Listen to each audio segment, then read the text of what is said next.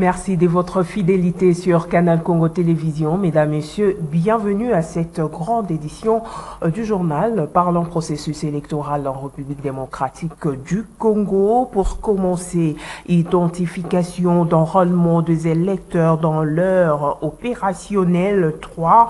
La Commission électorale nationale indépendante CENI, reconnaissante à la MONUSCO pour son appui logistique dans le déploiement du matériel dans le Nord Kivu. C'est le rapporteur adjoint de cette institution d'appui à la démocratie en mission d'itinérance dans le Nord Kivu et la sensibilisation des électeurs concernés dans la troisième phase d'identification et d'enrôlement qu'il a fait savoir. Nadine Tochigombo pour le reportage. Après le lancement de l'opération d'identification et enrôlement dans l'ère opérationnelle 3, le 16 février dernier, Paul Moïno s'est activé dans une itinérance dans l'espace Kivu pour se rendre compte de l'effectivité du déroulement de cette opération majeure, prélude à la participation aux élections. À l'occasion, il a salué les concours de la mission de l'Organisation des Nations Unies pour la stabilisation en République démocratique du Congo, MONUSCO, qui a appuyé le déploiement du matériel dans la province du Nord Kivu, au territoire de Beni, précisément à Kainama. Oui, en fait, je suis dans une mission d'itinérance pour essayer de savoir comment se passe l'enrôlement dans la ville de Butembo. Nous avons lancé cet enrôlement depuis le 16 et il est question de savoir si tous les CI ont ouvert et c'est ce qu'il faut constater aujourd'hui qu'à Butembo, nous avons tous nos centres qui fonctionnent. Et puis il fallait donner des explications à la population sur comment on doit s'enrôler, qui doit s'enrôler et quelles sont les pièces requises à présenter devant nos agents d'identification. Et donc c'est autour de cela que nous sommes là. Mais également il faut préciser que nous avons placé un bureau dans la ville de Butembo pour les déplacer du territoire de Beni. Et la même chose a été faite dans la ville de Beni, la même chose a été faite dans les territoires de Nyiragongo pour les déplacer de Rutshuru. Et donc il est question que le droit de chacun soit préservé. Le bureau pour les déplacer a été placé à Tsakatsaka. C'est donc dans cette zone-là, d'une manière précise, où tous ceux qui sont réfugiés vont commencer à s'y rendre. Par ailleurs, dans le cadre de l'itinérance, le rapporteur adjoint de la CENI était samedi 18 février 2023 dans la ville de Butembo pour suivre le déroulement de l'opération d'identification et d'enrôlement des électeurs. On parle santé à présent en mission officielle en Éthiopie. Le ministre de la Santé publique, Hygiène et Prévention, Dr Jean-Jacques Mbungani, a pris activement part au premier forum ministériel de haut niveau dont le thème est de créer une dynamique pour le rétablissement de la vaccination systématique en Afrique et qui s'est tenu le week-end dernier à Addis Abeba en Éthiopie. Le point avec Maxime Makabou. Les assises qui ont été organisées par le gouvernement de la Sierra Leone en collaboration avec l'Organisation mondiale de la santé et la Commission de la santé, des affaires humanitaires et du développement social de l'Union africaine. Dans son intervention, le ministre congolais de la santé publique, hygiène et prévention a donné la position de la République démocratique du Congo par rapport à la thématique de cette réunion. Toutefois, Dr Jean-Jacques Mbungani a fixé les participants sur la situation actuelle de la RDC qui a fourni des efforts notables dans les domaines de la vaccination systémique. Il a indiqué que son pays a réussi à introduire de nouveaux vaccins qui constituent un progrès prépondérant en la matière. En effet, la République démocratique du Congo a fourni des efforts notables dans le domaine de la vaccination systématique. L'introduction des nouveaux vaccins se traduisant par l'accroissement du nombre d'antigènes de 6 à 13 en 2022. La certification du statut du pays libre de circulation du poliovirus sauvage en 2014 avec maintien des indicateurs au standard de certification. L'élimination du tétanos néonatal en 2019. L'augmentation notable des capacités de stockage des vaccins et autres intrants à tous les niveaux et l'adhésion du pays à l'initiative de l'indépendance vaccinale, améliorant la complétude et la promptitude du décaissement de la contribution du gouvernement à l'achat des vaccins. Ces progrès ont connu un coup d'arrêt avec la survenue de la COVID-19, dont l'impact sur la vaccination systématique a fait que le pays occupe le second rang des pays ayant le plus grand nombre d'enfants zéro dose dans la région Afrique et le 6e au niveau mondial avec près de 734 000 enfants qui n'ont jamais été en contact avec les services de vaccination. Les données de vaccination pour l'année 2022 montrent un cumul de 797 366 enfants zéro dose, dont 65% se trouvent dans 10 provinces de la République. Signalons que ce forum haut des niveaux consacré à la vaccination a été organisé en marge des travaux de la 38e session ordinaire de l'Assemblée des chefs d'État et de gouvernement de l'Union africaine. L'objectif est de renforcer la volonté politique des dirigeants africains de combler l'écart en matière de vaccination tout en accélérant la mise en œuvre d'approches intensifiées et aussi renforcer les efforts collectifs et à prendre de mesures décisives en vue d'édifier une Afrique plus sûre, en meilleure santé et plus prospère pour tous. Rendons-nous à présent dans la localité de Bombakabo, dans le territoire de Guémena, où le député national Alexis Lenga Walenga a offert à la population de ce coin du pays une borne fontaine et construit 4 pavillons au marché central. Le point avec Georges Libengue. La population de Bombakabo, une localité du groupement Bomandéa, secteur de Boassé, dans le territoire de Guémena, à 25 km du chef-lieu de la province du Chibongi. Cette population vient de bénéficier de 2 ouvrages, notamment une borne fontaine et de 4 pavillons du marché central de Bombakabo, dont de l'honorable député national Alexis Lenga Walenga Penze, élu du territoire de Guémena, sous le label du mouvement de libération du Congo, parti cher au premier notable du Grand Équateur, Jean-Pierre Bemba Gombo. La cérémonie d'inauguration de ces ouvrages, qui a eu lieu ce 18 février 2023, était présidée par Maître Félix Mbondo Goloa, président fédéral du MLC Chibongi, en présence du chef de secteur de Boassé et d'une forte délégation du MLC parti de Guémena. Prenant la parole au nom de l'honorable Alexis Lenga Walenga, le fédéral Mbondo a souligné l'importance de ces œuvres dans la vie de la population bénéficiaire et dont le coût rien que pour la borne fontaine s'est élevé à $18 000 américains.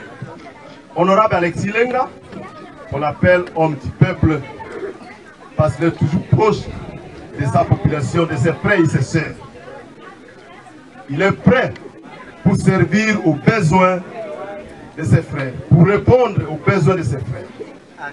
Aujourd'hui, ça fait pratiquement 3 semaines que lui-même a été ici dans cette localité pour lancer officiellement les travaux de construction de bornes de fontaine, qui s'élève aujourd'hui à un coût de $18 000, soit 36 millions de francs congolais pour la construction de cette borne que nous voyons. Et cela, c'est pourquoi ça rentre dans le cadre de la solidarité pour permettre à ses frères, à sa population de consommer l'eau potable. Et à son nom, nous demandons aux consommateurs de bien gérer cette borne fontaine pour l'intérêt général. Il convient de signaler que dans le chapitre de réalisation d'Alexis Lenga Walenga, on compte également les bâtiments scolaires, des centres médicaux, des ponts et tant d'autres. Roger Yedji, Guémena, RTNC. Parlons à présent de l'enrôlement de Ferdinand Yanga Yayi Koré, c'est leader d'opinion de la commune de Ngaliema qui s'est fait enrôler au collège Saint-Cyprien de Ngaliema. Il était accompagné d'une délégation il était accompagné d'une forte délégation venue lui témoigner leur défectible attachement. Nancy Ileka et Onésime Tingani pour le reportage. Le leader d'opinion de la commune de Ngaliema, Ferdinand Yangaya Ikoré, s'est fait enrôler au collège Saint-Cyprien de la commune de Ngaliema. Il était accompagné d'une forte délégation constituée de sa base en vue d'accomplir son devoir civique et patriotique. Ferdinand Yangaya a effectué une procession à pied avec comme point de départ sa résidence située sur l'avenue Mamaemo, quartier Mouzeï, où la population de ce coin de la capitale l'a accompagné jusqu'au centre d'enrôlement de la CENI. Une façon de lui témoigner un soutien indéfectible. Aussitôt qu'il a reçu sa carte d'électeur en main, Ferdinand Yangaya a appelé la population à s'enrôler massivement afin de prendre part aux échéances électorales qui pointent à l'horizon. Donc, message à l'Iboson à remercier nous, base Nanga Ngalema. Nandenge va sali mutu nyoso, sur 100% ou 90% va s'enrôler. Donc, ça va s'enrôler, c'est dans un souci pour voter biso ba oyo ba do benga biso nini classes nini ba nouvelle classe politique pour boire meka pe biso nanu biso ba taba jinaro pour tout monde que ba taba ba ya ba kosim ba taba ba kos ba leki makambo do changer pendant malamu te mais biso pe ba meka biso ba taba jin ba jin ba nini ba meka biso ba taba jin ba meka pe biso ba taba jinaro pour tout le monde bataba costume bataba veste baleki tout le monde kaka noir na noir mais bon mais capitaine bataba jean ba jinaru totalement ndenge tokukumela mboka. Quelques membres de sa base n'ont pas manqué de livrer leurs impressions. Vraiment, cette fois-ci, tout ça comme la sentimenté. Avant, chinois va ça va terrasser, mutabon c'est biso nzele zaki honorable na biso. Yango biso tozo sala pona bien moko ya quartier ya commune teni ya quartier.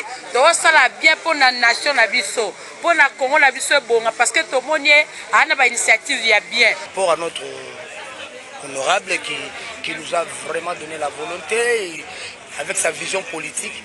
Et nous sommes là et tout le monde doit avoir sa carte d'électeur. Sachez que l'enrôlement de Ferdinand Yangaya s'est clôturé dans une ambiance festive où un cocktail a été offert aux convives.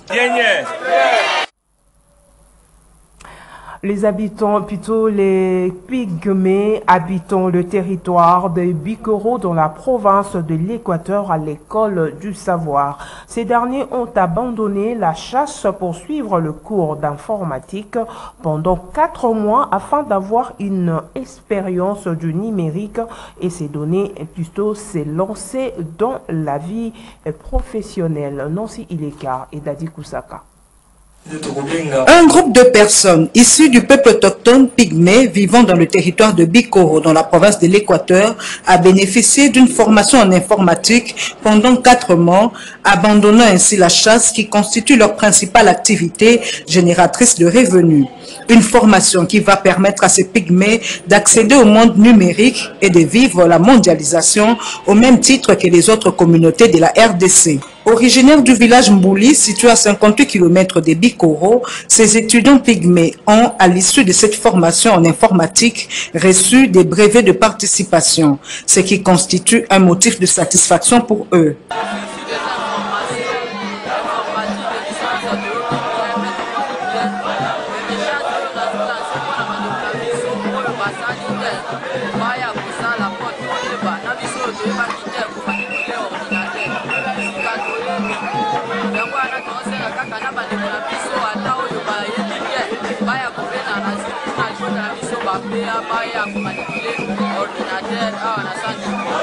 Tout est bien qui finit bien, ces pygmées comptent utiliser ces connaissances en informatique acquises dans leur carrière professionnelle.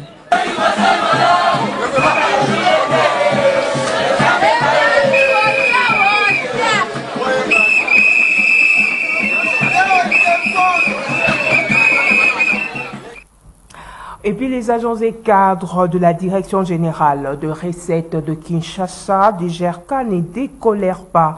Ces derniers comptent encore organiser un sit-in ce mercredi 22 février 2023 pour réclamer un certain nombre de revendications, notamment leur mécanisation, le paiement de leur arriérés de salaire de plus de 8 mois. À ce sujet, les syndicalistes Christian Nyonjo est au micro de votre rédaction. Suivez. Très chers camarades, ce jour, je viens lancer un appel solennel à vous tous, agents et cadres de la DGRK, pour venir à un sit-in ce mercredi 23 février 2023 à 9 h devant la Direction Générale de Recettes de Kinshasa DGFK. Notre sit-in se veut être pour réclamer, premièrement, notre admission sous statut, notre mécanisation. Vous êtes sans ignorer que ça fait 15 ans que nous sommes à la DGFK et l'État ne nous reconnaît pas. Et pourtant, nous posons des actes au nom de l'État. Deuxièmement, notre sit-in, nous venons pour réclamer la prise en charge totale et complète de l'agent ainsi que de toute sa famille. Troisièmement, nous venons pour demander, revendiquer l'augmentation des salaires et le respect sans faille de l'arrêté 190 qui nous donne la possibilité d'avoir une prime de mobilisation selon la loi. Si ces trois préalables que je viens d'énumérer te concernent, je t'invite ce mercredi, car l'avenir de ta famille en dépend. Merci. Et pour terminer, célébration ce 21 février 2023 de la Journée internationale de la langue maternelle. À ce sujet, un constat à Kinshasa est que la plupart des parents défavorisent la langue nationale au profit du français pour des raisons de vulgarité. Chose que déplorent certains Quinois rencontrés par Dorcas Vanni et Zavérienne Zaméa. La langue maternelle, dite aussi la langue native ou langue première, est la première langue apprise à la personne dans la petite enfance. Autrement dit, c'est la langue qui est partie à l'enfant à la maison, même avant qu'il apprenne à parler. Il s'agit de la langue que l'enfant comprend avant de commencer l'école. En ce 21 février où le monde célèbre la Journée internationale de la langue maternelle, les constats à Kinshasa en particulier est que les futurs parents ou nouveaux parents dévalorisent les langues nationales au profit de la langue dite officielle, le français. Apprendre le français n'est pas du tout mal, mais négliger nos langues locales, c'est mauvais. Comment voulez-vous que moi, je suis congolais, j'accepte de contribuer à la promotion d'une langue étrangère par rapport à ma propre langue? C'est pas normal. S'il y a un effort à fournir, de telle façon que nous puissions préserver nos langues maternelles, moi-même quand je suis avec les amis, je leur dis, écoutez, avez-vous déjà vu un Français qui fait un effort ou bien qui, si vous voulez, qui se tape la poitrine pour dire que j'ai un enfant qui parle couramment le Chiluba, le Swahili et le Lingala? Non, chez eux, ils mettent une croix là-dessus. Bon, les Lingala, on en parle par moment. Bon, moi, par exemple, chez moi, quand je parle à mes enfants Lingala, ils me répondent en français. Ça, je ne sais pas si c'est leurs enseignants à l'école qui leur disent ça, il faut toujours parler en français. Bon, moi je suis de ceux qui pensent qu'il faut que les enfants apprennent toutes les langues nationales, hein. Donc en commençant même par les langues du village. Donc il faut nécessairement que l'enfant apprenne la langue parce que quand on est polyglotte, on peut bien se tirer de beaucoup d'affaires. On peut voyager, on peut aller à l'intérieur et se tirer d'affaires. Donc il ne faut pas seulement privilégier les Français.